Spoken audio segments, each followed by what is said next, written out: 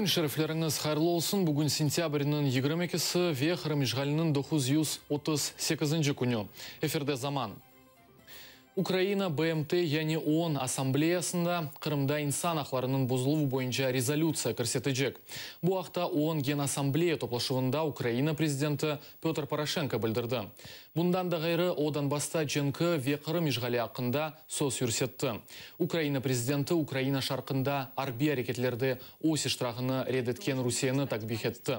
Порошенко иса сдихатны ишғалітілген Қырым меселесіне айырды. Оның қайдеткеніне көре, Ярамадыда Қырым татарларына қаршы репрессиялар девам етті. Ишғалітілген территорияда кечерілген сайлауларны есе қанунсыз танымақ керек. Навіть Хрущов був змушений визнати, що на Кубі розміщені радянські ракети, коли показали фото американської розвідки. Тепер ми маємо тисячі фотографій, відео, супутникових знімків, заяв очевидців про російську агресію. Та попри це у Росії не втомлюються повторювати одну цинічну фразу «нас там нема». На Донбасі приблизно 38 тисяч бойовиків. Велика частина – це найманці з Росії. У них понад 700 танків, 1200 БМП, понад 1000 артилерійських систем і більше 300 реактивних систем залпового вогню. Ми закликаємо вас не визнавати легітимними російські вибори, які пройшли в окупованому Криму. Украина президенті Петр Порошенко ООН Хавсызлық шурасының ішіні тенқіт етті. О тешкелятны Сурия ве Украинада барышықны темин етіп, олмағанында қабатлады. Порошенко қарарлар қабул етілгенде вето ақыны лягу етмеге теклиф етті. Оның қайдеткеніне көре Русия Сурияда Украинадаки киби арби әрекетлерінде иштирах ете, чүнки Русия бұндан сон зиддиетте араджы олып, о систеклеріні яптырмаға істей. Рада безпеки ООН не змогла забезпечити мир і безпеку у Сирії. Це підриває усі її основи. Недостатні дії цього органу і щодо конфлікту в Україні і окупації Криму. Право вето не має блокувати дії Ради безпеки, коли це стосується кровопролитних конфліктів. Ми маємо усунути таку перешкоду, аби Рада безпеки працювала ефективніше. Украина президенті Петр Порошенко Америка Кошма штатларының президенті Барак Обаманен көрішті. Украина президенті мемуриетінің матбуат қызметі білдіргеніне көре девамлы субъект девамында екі тараф Минск анлашмаларының ел харитасы тізілмесінің перспективасыны ве Украина ислатларында Американың қол тұтывыны музакире еттілер. Бұндан да ғайры Порошенко Америка вице-президенті Джо Байден еле көрішті. Егер Украинада ислатлар эснасы тоқтатылса, Байден Киевна Авропа тарафындан Русияге қаршы көрсетілген санкцияларының лягу етілмесінің телекесі ақында тенбейледі. Америка Кошма штатларының вице-президенті егер Украина акиметі бұна себеп берсе, бір қач девлет шымдыден башлап Москваға қаршы көрсетілген санкцияларны лягу еті білежегіні қайдетті.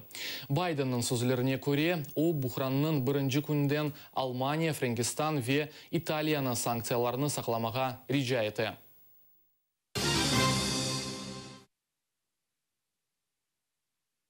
Русияның ішкенжеге қаршы күреш комитеті Москва полиция хадимлері тарафындан епілған қинавлары бойынша тақиқат ішлеріні башлаған.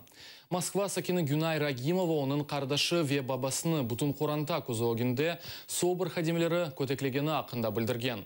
Екісіне Сурия ве терроризмнен бағылы суаллеріні беріп, ең соңында оғланны афион яғни наркотиклерінің сақланмасында қабатланғанлар. Бабасыны есе қабатланмайып FD қалдырғанлар. Тибет университетінің студенті Мурат Рагимовны учса девамында ондан зияде хадим қиынаған. Уқу қорайжылар делелеріні топлап, полиция хадимлеріні месулиетке желп етмеге ниетленелер. Он просит, дайте полиграф мне, а он показывает ему на электрошокер. Вот полиграф, вот тебе полиграф. В крови, в буквальном смысле, вся кухня была в крови. Об его голову вот разбили вот точно такую конфетницу. Их было две. Они душили его пакетом несколько раз, надевали полиэтиленовый пакет. Есть даже следы у душ от того, что они затягивали ручки пакета. Он терял сознание, когда вот этот пакет надевали на голову. И его приводили в чувство. Из кружки, вот из питьевой, обливали водой его. Значит, засунули нож в стопу ноги. В это время он тоже терял сознание. Также его приводили в чувство электрошокером. Как будто мы пережили войну. Я говорю, как фашисты избиваете, зачем так делаете? Значит, зачем вот избивать, если он совершил преступление, есть законы, порядки, которым можно отвечать, а не таким же способом делать. Авропа бірлігінің Русейге қаршы кірсетілген санкцияларына бақмадан метро Виашан ижғалтілген Қырымда өз ішіні девам етелер.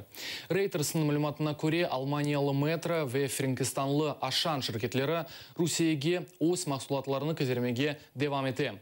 Бұндан сон олар керіч кечетінден Қырымға кетіріле. Шіркетлер векілері оларының мақсулатлары ижғалтілген Қырымда сатылғаны рет етмейлер, метроның матбуат кетебі ишандырғанына көре Қырымда түкенлар Авропа санкцияларына кірмеген мұстақыл Русия шіркетлері ве хадимлер вастасы еле чалышалар.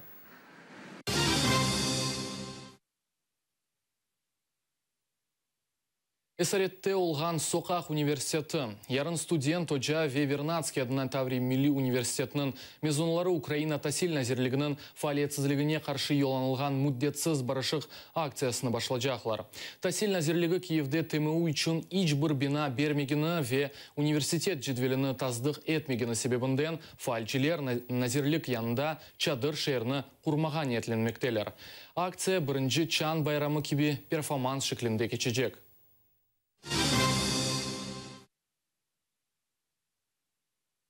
Бүгін Киевде верши вночи шири ақшамы кечежек. Ақшам Анвар Деркачка дестек көстермек үшін тешкелетіле.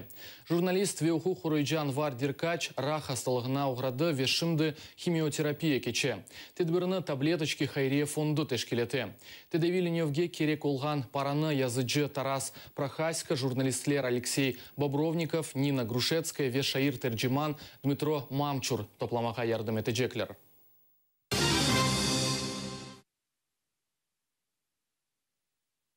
Украина өз қараманларыны паралимпик тақымыны қаршылады. Украина спортчылары келген учақ бүгін ақшам Борисполь авалиманында қонды. Паралимпик ойынларында Украина тақымы ilk кере умуми медаль зачетында 3-ші ерні қазанды. Спортчылар Рио-де-Жанейродан 117 медаль кетірді. Олардан 41-сі алтын, 37-сі күміш ве 39-сі tunç. Паралимпиада спортчылары ялдав, пауэрлифтинг ве енгіл атлетикада 109 рекордны тайын еттілер. Сой-соп ве достларындан ғайры спортчыларны Украина мухлислері қаршыламаға келді. Хочеться підтримати їм емоційне тепло, радість подарити, щоб ми за них вболівали. Минулому спортсменка, тому розумію, як це тяжко для нас, наприклад, було, а для них ще гірше. Важче було, так? Хочеться, щоб вони відчували, що вони не самі, що народ з ними, що за них вболівають, за них переживають і їх чекають, незважаючи ні на час, ні на погоду, хочуть подарувати своє тепло, ніжність за те, що вони нам дарували це.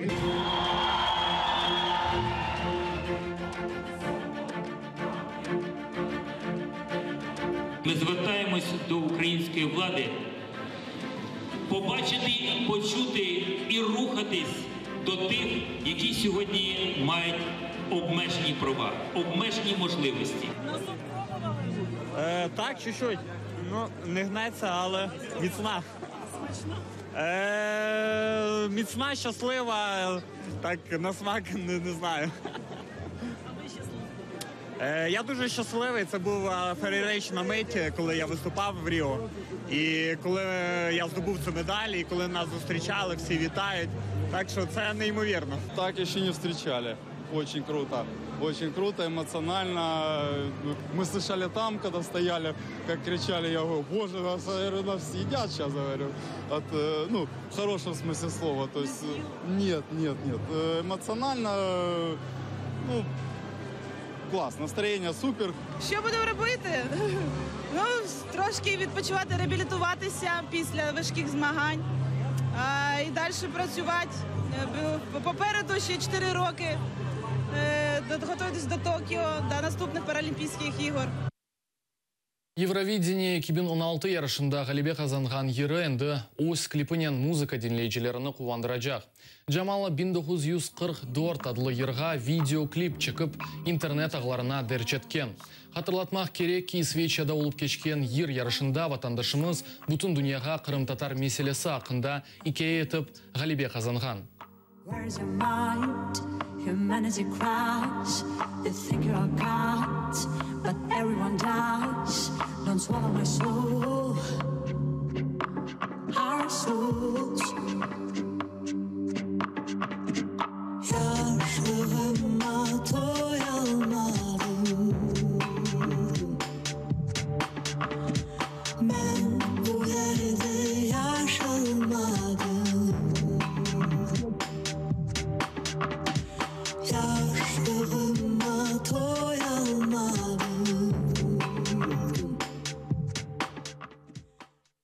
Буйсе бізім соңки хаберіміз еді. Ескендер Меметов есенев біттікі заман эфирінде тазе хаберлерінен пайлашачақ.